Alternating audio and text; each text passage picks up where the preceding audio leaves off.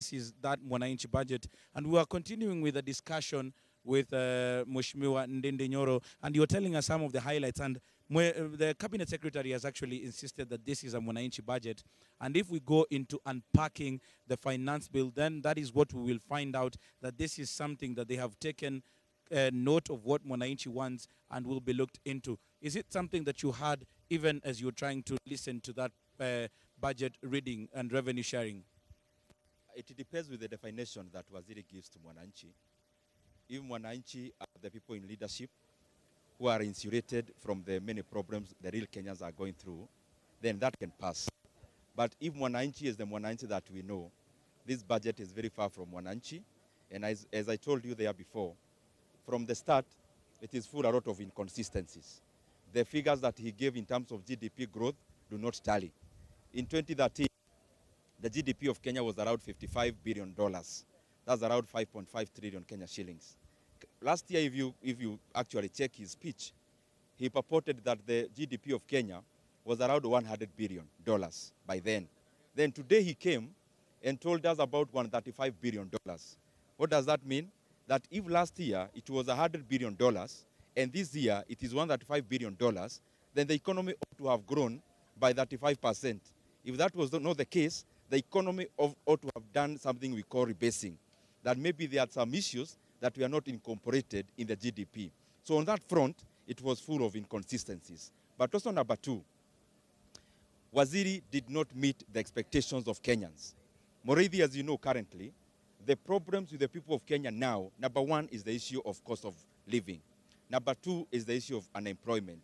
There is no special thing that he talked about that is solving these two problems. No, but Mheshimiwa, even in the question and answer session that we've been able to have with the cabinet secretary, he says that some of these things and some of these measures that have been put in are some things that will be feeling the effects probably in the next 2 months. And this is, he was talking about the fuel subsidy that he says will continue until June. Then there's the question of food security and the resources and the 2.7 billion shillings that has been given to the fertilizer. Will it be truthful for you to basically say that nothing has been done with this regard, or you think more should have been done? You know, those kind of recitations, we have heard them for the past 4 years. Moreover, it is more than 2 years since the attorney read the previous budget. It is more than 2 years. From then, it is actually close to a whole year, 10 months to be precise. All the things he talked about Mwananchi, instead of solving the problems around Mwananchi, he has actually escalated the cost of living. If you compare June last year to today being April, you compare the living standards of the people of Kenya in regards to the cost of living, the common Mwananchi of Kenya, his disposable income has actually been eaten by the high cost of unga, the high cost of gas, the high cost of fuel. And interestingly, Mreithi, if you check the recent gazettement by Warma, even the cost of water across the country has actually gone up by close to 300% because they have increased the user fee for water users, that is irrigation and domestic, by over 300%. So generally speaking, Mreithi, I think our leaders, the leadership around the presidency, live in some Kenyan utopia somewhere. Maybe they come to visit Kenya in the morning. Because the Kenya that I represent in terms of the people of Kiharu, they are much worse off from the last previous reading of the budget. Interestingly also... So we are going to be seeing you, when this finance bill will be brought into the floor of the House, we are going to be seeing you debating and actually pointing out to some of these issues that are bringing an issue to Kenyans. Many of those issues we will be debating about them. Number one is the plight of farmers. As you know, and he rightly put it, GDP accounts for the largest percentage in terms of the GDP of Kenya. And to sort about the issues around agriculture, number one, you look at the inputs. Number two, you look at the markets. Even looking at the primary issue about the inputs.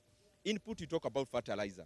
Yesterday or the day, maybe last week, the Minister for Agriculture came out and said that they have subsidized fertilizer. Yes. But if you go, do a sample survey across all the NCPB depots around the country, there is no that fertilizer that he purports to have subsidized. Number two, if you reference the State of the Nation address by the President himself this year, actually last year, he talked about coffee farmers smiling to the bank and tea farmers having been paid the highest bonus ever since independence. Those are not even half-truths. They are outright lies. The mwananchi of Kenya in terms of the farmer is crying. The general population of Kenya, they are met with very high cost of living. And what the CS only did was to recite some things that do not actually tally with the reality. Lastly, I want the CS and the president to reconsider their unjustified force towards the Boda-boda. Just recently, we saw police harassing our Boda-boda sector. Today, the Boda-boda sector have actually been added more muzigo on top of the muzigo they have actually been carrying. Because as you check today's highlights, the Boda-boda rider will have a responsibility of having a comprehensive insurance for even the passengers. I think every time we read the budget, we overburden the people at the bottom of the pyramid. That is the farmers and the Boda-boda sector. This budget had nothing about the common mwananchi. It was a budget about the rich to steal more, to gain more.